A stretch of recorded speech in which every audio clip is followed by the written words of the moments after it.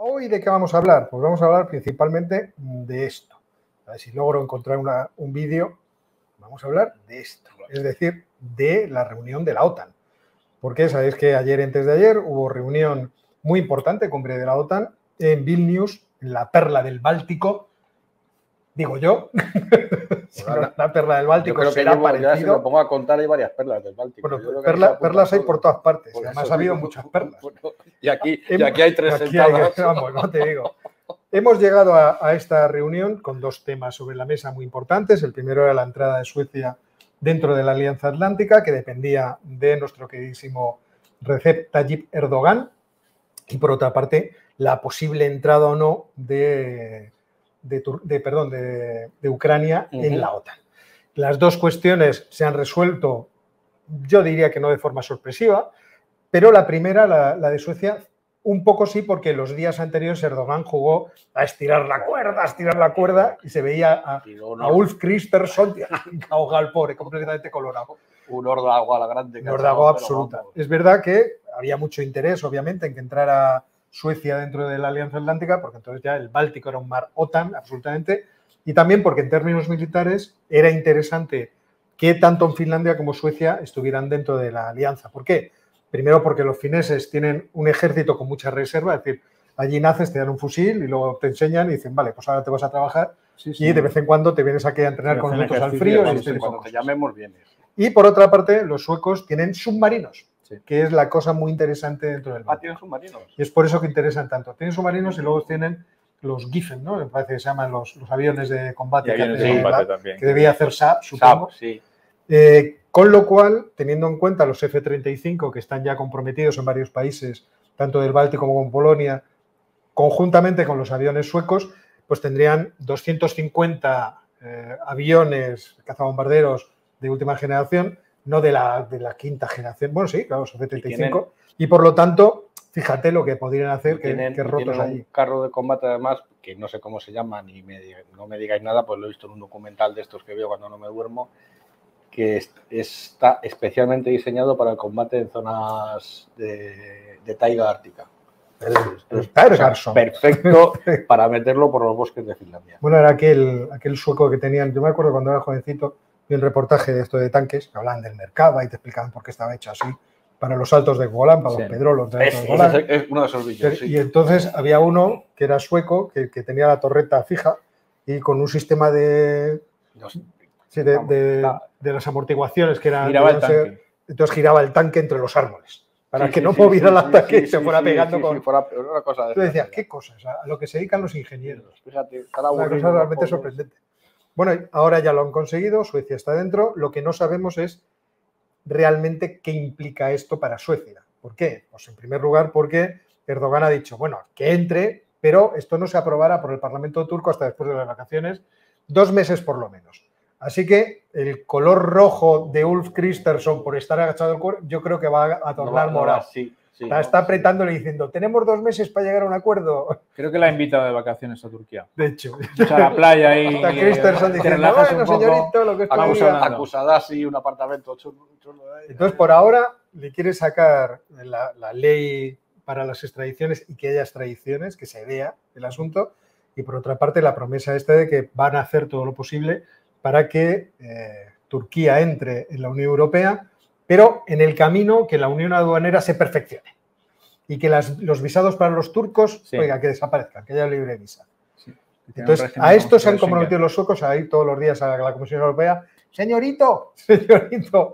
Y yo no sé. Yo no lo veo, ¿eh? Irán. O sea, Irán. Sí, seguro. Otra cosa es ir pasando la puerta. Pero si no hay resultados, a lo mejor nos encontramos que dentro de 2 meses hay dificultades, Joe Biden. Y Joe le dirá, pues entonces los F-16 no te los mando. Porque el Congreso, no sé si era Bob Menéndez, el que está de presidente del comité correspondiente de defensa dentro del Congreso, el que estaba parando la venta de los F-16 por culpa de las famosas baterías antiaéreas S-400 rusas que habían comprado los turcos. O sea, se quedaron sin los F-35, pero lo que querían eran los F-16 de última generación y renovar, que les dieran el paquete de renovación, los 80 kits para modernizar su tropa de los F-16 que ya tienen. Entonces, tienen que jubilar F4 y modernizar F-16. Pues ahí tienen el problema. De hecho, los turcos, que ya sabemos que juegan al póker y al mus al mismo tiempo en la misma mesa, quieren convencer a los rusos de que traigan la producción de los S-400 a Turquía. Que yo creo que las últimas cosas que han pasado, no sé yo si Vladimir va a aceptar. Yo creo que no. Entonces, esa era una cosa bien interesante. Sí. Y más o menos ha solucionado. Yo, tal y como se había puesto Erdogan, digo, este está dispuesto a que no entren los suecos y que no entren los suecos. Porque a un día antes decir, y además quiero entrar en la Unión Europea, era poner ahí, el Consejo Europa ya había aclarado que no procedía hace unos años, o sea que fíjate. Sí, y por otra parte, teníamos la cuestión de Ucrania. Claro, la cuestión de Ucrania ya ha sido, antes de la cita, ha sido muy comentada en todas las publicaciones de geopolítica, claro. Foreign Affairs, Foreign Policy, de Político, en The Diplomat. Allí donde miraras estaba todo el mundo dando su opinión. Y las opiniones estaban repartidas. Estaban repartidas entre los que decían, pues sí, los ucranianos no solo se lo merecen, sino que se lo han ganado y son unos tíos estupendos y después de todo su sacrificio deberíamos efectivamente invitarles a entrar en la Unión Europea, y estaban los que decían, oiga, yo no lo veo nada claro. Y esto yo creo que es interesante, las dos posiciones. Por una parte, los que decían que entraran, pues hacían alusión a que el ejército ucraniano se ha estado dando bofetadas en un frente de verdad, saben lo que es luchar, es un ejército que ha avanzado mucho, que es muy eficiente, todavía le quedan muchas cosas para ser compatible con el ejército de la OTAN, pero por otra parte teníamos a los que miraban el asunto con cierta desconfianza. Es verdad que hay muchas voces muy bonistas apoyando la idea de que Ucrania tenía que haber entrado. Hombre, lo que hemos visto es que ni ha entrado, ni tiene calendario para entrar, y lo de las garantías que el G7 a última hora se ha sacado de la manga, tampoco se sabe en qué consiste. Pues eso son... O sea, te garantizamos que si te estropea el iPhone, te lo cambiamos por otro nuevo, no sé, algo por el estilo. Seguimos hablando en la siguiente. Esto no... Muy interesantes son los argumentos, sobre todo desde Estados Unidos, acerca de la no entrada de Ucrania. O sea, lo que se ha escuchado son muchos artículos diciendo que ni de coña, que ni se nos ocurra, que a dónde va usted. Y ahí los argumentos, por ejemplo, Robert Kagan hacía una argumentación que a mí me pareció muy divertida, la de, vamos a ver, Rusia no va a invadir Ucrania porque lo ha intentado y no puede, ya no. Con lo cual, imaginémonos que intentara, no hay problema, imaginemos que intentara invadir Polonia, vamos, o sea, esto sería la acabose. Entonces, pues mire usted, tampoco es tan fiero el león como me lo pintan. Desde ese punto de vista, ¿para qué enredarnos más en este problema? Sobre todo teniendo en cuenta que muy probablemente el territorio ganado por los rusos sea muy difícil recuperarlo por los que vuelva, claro. Es cierto que leo a algunos expertos estos en militares que son optimistas todavía con la ofensiva ucraniana. Dicen, tranquilo, macho, tranquilo, que esto es la guerra. Que es que la guerra no es una cosa que se dilucida así tan rápido. Eso es verdad. Tú déjales que sigan pegándose, que tenemos todavía mucho tiempo por delante de terrenos secos. Bueno, pues ya veremos. Ahí tienes razón en eso, pero ¿qué pasará? Y luego, por otra parte, están los que traen la argumentación, creo yo, más sensible. Artículo 5. El artículo 5, diciendo, ¿para qué queremos que un país que está en conflicto directo con Rusia, no hipotético, sino en conflicto directo, ahora, que van a tener una frontera los dos países disputada, porque los rusos les han invadido terreno y los ucranianos van a querer recuperarlo a toda costa, en un conflicto que puede eternizarse a lo largo del tiempo? ¿Para qué queremos que entren en la OTAN, sabiendo que si, por ejemplo, hubiera un alto el fuego, en el futuro habría follón y entonces se activaría el artículo 5? Y el artículo 5 es Estados Unidos en guerra directa con Rusia. ¿Para qué? Y eso les da una pereza tremenda. He leído ya 3 o 4 artículos diciendo no. Esto es lo último, señores. Es que no nos conviene desde ningún punto de vista. Entonces, de forma realista, la posición de Joe Biden parece estar en esta dirección. ¿De qué me habla usted? ¿De qué me habla usted? No, hombre, no. Esto, qué problemático. Alguno, yo creo que tirando la más larga, decía, bueno, imaginemos que en esta cumbre de la OTAN se le hubieran dado promesas a Ucrania de que habría un calendario de entrada. Concreto. Habrá un calendario con estos pasos, esas etapas, en caso de que pase esto, pues entonces sí, esto que no. Y entonces cuando se den estas condiciones, entonces sí. Pues el ruso estaría en el otro lado diciendo, a mí me conviene que entre en la OTAN, no. Pues las condiciones ya sé cuáles son. Entonces, vamos a hacer que esta no se cumpla, o esta. O sea, la guerra va a durar mucho tiempo. Hacemos un alto el fuego y de vez en cuando, ¡pum!, Un cohete en Kiev. Vaya, Uy, hombre. Vaya, se nos ha escapado. Vaya, hombre. Ya no hay alto el fuego, hay que seguir. Una pequeña incursión en no sé dónde. Vaya, hombre. Esto. Y entonces haríamos que ese conflicto se prolongara eternamente. Entonces, hay muchos que son mucho más partidarios de la negociación de un statu quo, en la cual, obviamente, la entrada de Ucrania en la Alianza Atlántica no cabe desde ningún punto de vista. Entonces, entre estos dos puntos, hemos visto como la segunda tesis, por ahora va ganando. Sí, porque de momento sí. Claro. Además, las opiniones públicas de buena parte de los países, creo yo, que por mucha simpatía que tengan o tengamos hacia Ucrania, no creo que serían favorables a que Ucrania entre en la OTAN y como consecuencia pueda haber una guerra allí entre los bloques. Ya no solo los gobiernos, sino las opiniones públicas, y los gobiernos tienen que tener en cuenta eso. No solo Biden, que lo tiene en cuenta, sino los gobiernos occidentales, Alemania, Francia que ha dicho sí, les llevaremos esto y les entrenaremos a los pilotos para los F-16. Les llevaremos croissants, sí. Pero será a partir de octubre, o sea, que cuando sepan utilizarlo será en diciembre o en enero. Es el tipo de planteamientos que se hace, pero lo otro yo creo que era bastante poco realista, ¿no? Ojo que los que defienden que Ucrania no entre, también defienden por qué no les damos un armamento más potente para que larguen al ruso. Y luego ya veremos. Y pero no va a entrar en la OTAN, porque siempre será ese riesgo. Ya. Es igual que cuando entraron los países bálticos, sí. Y hubo mucho comentario de ¿para qué? O sea, estos países pequeños, un día los rusos se le meten en el ojo que tienen que entrar, tienen frontera con ellos. ¿Y qué pasa? ¿Y hay que responder con el artículo 5? Y no hay defensa. Por un país de 5 millones de habitantes. De eso estoy historia. Entran en Polonia, entonces sí. Entonces, claro, porque hay esa visión de que la OTAN es una alianza que se constituyó de forma antihegemónica. No queremos que exista un país dentro de la Unión Europea, dentro de Europa, que sea hegemónico. Que pueda dictar sus condiciones. Y por lo tanto nos vuelva a meter un follón dentro de Europa, nos fastidie el comercio con toda esta región. Entonces, para eso tenemos que tener aquí presencia. La OTAN nos permite tener a estos idiotas controlados y además que el ruso no se pase. Un poco es eso. Más o menos era eso, sí, la idea. Y entonces, ahora tenemos el asunto del ruso. El ruso, que no es tan fiero como lo pintan, en el futuro vete a saber cómo de fiero va a ser. Entonces, tener siempre esa amenaza, ese... Hombre, yo lo que creo es que hay tanta incertidumbre todavía que yo creo que en ningún caso ninguno de los que estaban allí de la OTAN se iba a mojar ni siquiera con un calendario, porque quedan tantas cosas por ver que puedan ocurrir que yo creo que es muy prematuro decirle a Zelensky algo. El problema yo creo que el problema lo tiene, obviamente, quien lo tiene es Zelensky, que es el que tiene la guerra encima de la mesa, pero digamos que el problema que tiene la OTAN en su conjunto es, evidentemente, ahora no, pero tiene que dar algún rayito de esperanza a los que están en el frente. Porque, claro, esto es... sí, chicos, iros allí, dejaros matar, tenéis que hacer la contraofensiva, como decimos nosotros, os damos las armas con cuentagotas porque dan no sé qué, no sé cuántos, pero vosotros seguir ahí empujando y sin esperanzas de nada, porque a la Unión Europea le han dicho que sí, pero a la Unión Europea también va a ir para bastante largo, pues tienen que hacer muchas reformas, y en la OTAN también. Muy largo.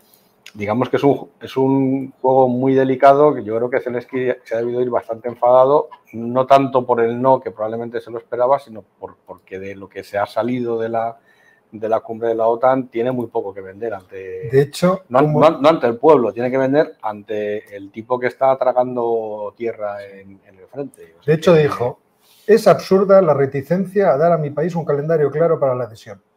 Sí. Bien no se lo tomó. No se lo tomó. Pero normal que no se lo tome bien, pero era lo previsible. Claro, pero vamos, también lo pidió antes de la guerra, que se podía haber hecho, y también se le dijo que no. O sea, que no es... Por la misma razón. Por la misma razón. Y el problema que apuntaba Óscar de los bálticos es un debate que está encima de la mesa, no encima de la mesa de los primeros ministros de la OTAN, pero sí está encima de la mesa de los estados mayores.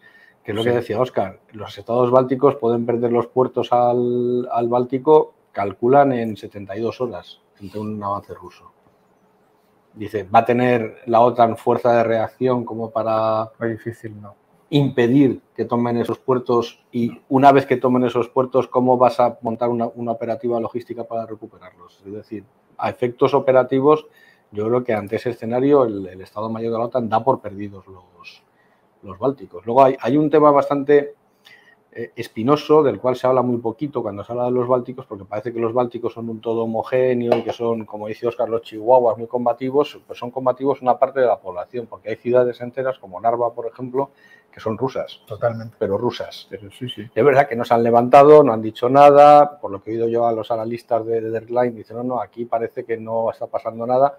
Claro, no está pasando nada porque ellos saben que están viviendo en el lado privilegiado de la frontera. Entonces, no están interesados en cuanto mover. Menos mejor. Pero en el caso que haya un movimiento militar serio hacia los bálticos, veremos a ver que no son poblaciones pequeñas, porque en algunos de los bálticos casi la mitad de la población no se puede decir de etnia rusa, porque no existe la etnia rusa, pero sí son rusohablantes. Veremos a ver cómo se... Yo recuerdo un reportaje de una de estas ciudades de Lituania que tenía una central nuclear hecha en época soviética. Y el muchacho iba por las calles preguntando, ¿y ustedes? Sobre todo las personas que eran un poco más mayores. Decían, no, nosotros vinimos en el movimiento de población para fabricar, para la fabricación, la construcción de la central, y nos quedamos a vivir aquí. Igual que cuando hicieron el BAM, el tren desde Bakú, desde el lago Baikal hasta el Amur. Ese es lo mismo, o sea, la gente fue trasladada a esas regiones para construirlo, entonces se fueron haciendo ciudades y esas ciudades colonizaron y están llenas obviamente de población rusa. Entonces, claro, lo de Ucrania es distinto, porque Ucrania, como os he visto, se le ha atragantado a Rusia y no es una presa tan fácil como serían los bálticos. Ucrania, para un ejército occidental o Polonia es mucho más fácil de defender que los bálticos, porque si tienes una frontera, si tienes, digamos, una retaguardia de maniobra, de poner líneas de todo, pero aquí no lo tienes. O sea, es una situación muy delicada. Yo creo que, por lo que he leído también lo que dice Óscar, el mensaje de muchos de los que dicen que no es vamos a dejar un poquito en paz a los rusos, a ver que también se coloque en la cabeza a ellos, porque están un poquito descolocados. Y luego ya veremos a ver qué hacemos con los ucranianos. Pero yo sigo diciéndolo, yo sé que es muy descabellado lo que voy a decir, que lo he dicho ya un par de veces aquí. De aquí a 30, 40 años es perfectamente posible que Rusia entre en la OTAN y es cuando entrará Ucrania. No antes. Otra Rusia. Claro. Entrarían los dos, de entrada entran los dos, pero si no entra Rusia, Ucrania no va a entrar, exactamente igual que tampoco va a entrar Bielorrusia. Aunque haya un cambio de régimen, llegue la revolución naranja, amarilla, la verde, la que toque, Bielorrusia tampoco va a entrar, tal como está la situación. Lo que pasa es que queda el tema de decir, bueno, ahora ve a los chavales de 20 años que están allí comiendo barro en Bakhmut y diciendo, mira, dejaros matar, pero no vais a entrar en ninguno de los paraísos estos soñados por los cuales estáis combatiendo. Pues la verdad es que es bastante desmoralizante para Ucrania. Vamos, para mí era previsible. Previsible es, pero desde el punto de vista de la moral de combate es un para revés muy ellos grande, es más importante el tema de si se le van a suministrar más armas, que no parece, más municiones que parece que no quedan, y muchas otras cosas. Ahora hablamos de municiones, que tengo una sección de europillos muy jugosa. Pero... Hay otra cuestión que puede sonar muy cínica, y que lo es, que efectivamente es así, pero yo creo que en las posiciones que toman las potencias, generalmente el cinismo está... Se llama realismo. Sí, se llama realpolitik. Está enraizado en sus acciones, y es que Ucrania ya proporcionó el servicio que a los Estados Unidos les podía interesar. O sea, Rusia invade y Ucrania consigue cargarse una gran cantidad de su potencial militar. Pues se calculan 2.500 tanques. Ya sabe que los rusos tienen 800.000. Hoy estaba viendo en Twitter, que me ha matado la risa, que estaban recibiendo en el frente los rusos fusiles, y el experto estaba diciendo, hombre, este fusil es de 1925, ese de 1954. Y apareció otro y dice, ese es de 1895. Digo, bueno, no será tanto. Pero eran fusiles que se hacían muy bien. Y como se hacían antes las cosas, no se hacen ahora, hombre. Y añadía el segundo ejército del mundo. Hay mucha mala leche aquí en las redes. ¿El propio ruso? No, el que comentaba el asunto. Mira lo que van sacando. Decías, joder, macho. Pero es verdad que, además del material, los Estados Unidos calculan 100.000 bajas en el ejército ruso, entre muertos y heridos. Muchos más heridos, obviamente, que muertos. Entonces ya han hecho el servicio. Han debilitado objetivamente a un ejército adversario. Y le han debilitado para los Estados Unidos, mientras los Estados Unidos estaban con los satélites mirando cómo iba la cosa y daban recomendaciones. Pues yo creo que deberías atacar para allí. Ah, pues no. No he hecho nada. Pues entonces por allá. Ahora para allá. Toma, Entonces, unos cañoncitos. Desde ese más, punto de ya vista, los ucranianos ya han cumplido su servicio. ¿Es necesario exponerse más? Pues quizá no. Y entonces, en esta cumbre se ha visualizado esa Eso es que esa es la respuesta de los gobiernos, pero también sería la respuesta si se trasladase a las opiniones públicas. Salvo excepciones, apoyarlos, ayudarles, pero cuando les cuentas, bueno, si se incluyen en la OTAN y hay un ataque ruso, hay que atacar. Dirán, a ver, ¿a dónde vamos? ¿A dónde vamos? Que casi nunca se plantea, pero es así. No, pero se plantea, pero las fuerzas de intervención rápida de tal tienen que salir de su base y en una semana tiene que estar en la frontera polaca. Todo es así. Y en ese proceso habrá bajas, aunque solo sea en el transporte. Y el hecho de que, incluso en términos objetivos, subjetivamente importa mucho. En términos objetivos, el hecho de que Ucrania entrase en la OTAN no modificaría sustancialmente lo que está ocurriendo en estos momentos en la guerra. Si es que no hay aportación de armas, de suministros, etcétera, etcétera. Por el hecho de pertenecer a la OTAN. Hombre, lo que pasa es que si entra en la OTAN, lo que sí que permitiría es el despliegue de ejércitos occidentales en el frente. O sea, eso sí que es. Y el uso ya generalizado de la aviación, pero ya entraríamos en una guerra total con Rusia, que yo creo que no la quiere nadie, ni los rusos ni nosotros. O sea, no, porque los rusos se habrán perdido muchos tanques, pero a lo mejor las bombas atómicas les funcionan. Que es un misterio, pero a lo mejor les funciona. Sí, seguro con que le funcionen 15 ya sería suficiente. No hace falta mucho más. Y en esa situación estamos, o sea, en este impasse estamos. Yo lo que no sé es, efectivamente, qué implica esto para el conflicto hacia el futuro. Claro, porque ahora ya los ucranianos tienen muy claro que el premio del paraíso prometido, ese no lo van a tener. Claro. Pero ¿qué garantías se le pueden dar? ¿Qué implicación pueden tener los países occidentales para evitar? Claro, porque si hacemos historia, tenemos el memorándum de Budapest, que los rusos se habían comprometido a no invadir nunca Ucrania porque les habían dado las bombas atómicas. Hemos tenido después... Jorge, que fue Richelieu, ¿no? El que dijo que de los tratados estaban para romperlos, o Mazarino, alguno de estos.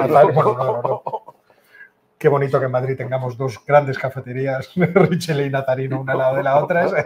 Indica mucho la cultura. Sí. No, una población muy culta, la del barrio de Chamberí. Oye, buenas cervezas me he tomado yo. Vale. Será por eso. En los dos. No sé cuál me gustaba más, pero en cualquier caso, hemos visto como los acuerdos de Minsk tampoco ofrecían ninguna garantía. Entonces, los ucranianos, es verdad lo que decía antes Ángel, deben de estar pensando ahora, nos van a dar todas las tortas y vamos a seguir siempre en tierra de nadie. Y amenazados de que nos pase cualquier cosa. Y acordaros lo que ha pasado con Turquía, que se le prometió, se le demoró lo de la Unión Europea, y el producto de todo aquello, salvando muchísimas distancias, y seguro que los politólogos dirán que no tengo ni idea, y además que no la tengo, y todo lo que os dé la gana, pero el producto de todo aquello es Erdogan. O sea, la base ahora mismo que tiene, la base política del poder político que tiene Erdogan, que no es despreciable ni muchísimo menos, por mucho que nos riamos de las elecciones que hace y estas cosas, viene del fracaso como nación, de que no tengan el acceso a la Unión Europea. Y podemos repetir con Ucrania el mismo error que hemos tenido con Turquía. Es decir, no el error desde el punto de vista de la Unión Europea, sino el error de una población que se va a hacer muy refractaria a cualquier tipo de compromiso que le quieras plantear. Porque vas a decir, no, es que te prometo, usted ya no prometa nada porque usted ya nos ha prometido el oro y el moro y no hemos visto ni una cosa ni otra. O sea que no... No, yo creo que el efecto, para mí, el efecto fundamental de esto, salvo que los europeos tengamos todavía armas suficientes, que no lo sé, y los americanos. Sí, ahora os cuento. Para llevarlas, pues el efecto será pues la sensación en Ucrania de que la situación es de tablas y raramente va a cambiar. Sí, otra cosa es el frente. Yo estaba hablando sobre todo de la psicología de la población y del desgaste moral que supone. Sí, evidentemente les dejan una mala situación. Pero claro, es que tampoco tienen opciones. O sea, ¿cuál es si esto no funciona y no va a funcionar, ¿cuál es su opción? Pues seguir intentando hacer reformas para acercarse a la Unión Europea, como puede hacer Serbia, como puede hacer otros países, porque ese es el mal menor. A pesar de todo, ese es el mal menor. Unión Europea sí. Lo que conseguirán seguramente sean garantías de apoyo material igual que han tenido en esta guerra, y en caso de que en el futuro, si se llega a un acuerdo, tal, bla, bla, bla, en el futuro Rusia volviera por ser caprichosa. Posible. Y entonces sí, nosotros volveríamos otra vez a ayudaros, a apoyaros, tal, pero estaríais vosotros dando de bofetadas. Y vale. Y vale. Y vale. Y también en este juego ha sido muy interesante, lo comentábamos el otro día, el movimiento de Turquía. Sí. El que Turquía primero dijera, yo estoy a favor de darle la entrada a Ucrania, como sé que no va a pasar, pero Sí, yo estoy claro. a favor, Ucrania, estoy contigo, y luego devolverle a los 5 de Azov. Estos son movimientos, en principio, contra Rusia, sin cortar con Rusia en nada. Sí, no. Sí, Rusia pero- puede verse, ¿cómo decirlo? Comprensiva, pero es una bofetada en sus morros. Pero también tiene un componente de Erdogan de decir, Volodymyr, yo te entiendo, o sea, a mí también me lo han jugado. Dice, vente conmigo, mira, yo te doy a estos chavales tan simpáticos, bien alimentados, además te digo públicamente que entres en la OTAN, pero que el majo aquí soy yo, ¿no? Esto es de Occidente que te van a vender en Bueno, y a lo mejor en un futuro tú y yo A eso tenemos voy. una buena conexión. Es que son 3 países los que están en el Mar Negro. Sí, claro. Y entonces Ucrania estaba bailando entre los dos, ahora ha visto que el que parecía que era más fuerte Bueno, en realidad están 4. es el más débil, Sí. Porque los Estados Unidos están en Rumanía. a pesar que decía Georgia. No. Digo, Georgia no cuenta. No, estaba pensando en los Estados Unidos, que cada vez tiene más presencia en Rumanía. Sí. Pero bueno, Rusia la tiene en Bulgaria, así que Sí. está la cosa compensada. Bueno, pero que son los 3 grandes países y probablemente ahora Erdogan está viendo que le va a salir más productivo a largo plazo el acercamiento a Ucrania, visto los acontecimientos, son cosas que hace un año no podíamos ni anticipar.